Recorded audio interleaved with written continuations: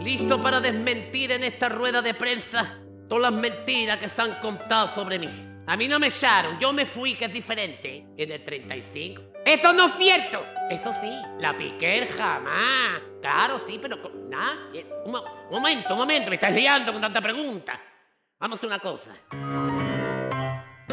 ¿Por qué no te casas, niño? Dicen por los callejones.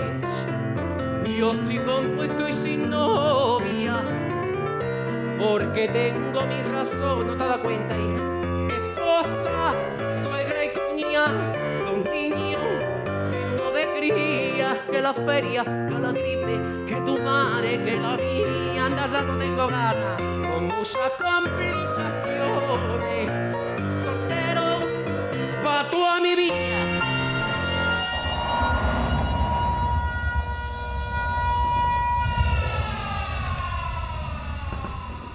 No me di cuenta. Miguel de Molina, ¿sí?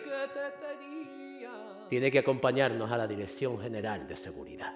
Hasta el mismo día en que te perdí. Vamos a acabar con todos los maricones y con todos los comunistas, uno por uno. Y vi claramente te quería. ¿Quién se lo iba a imaginar? Cuando ya no había remedio para mí. ¡Pero qué injusticia es esta, por Dios! Llévame por calle. Si a mí me usaron como un símbolo de la España republicana para cebarse, yo no tengo la culpa. Si de algo fui culpable fue de vivir en libertad. Una libertad que ha costado muchísimo tiempo volver a conseguir.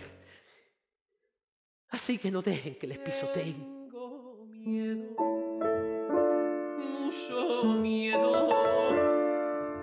Me da miedo de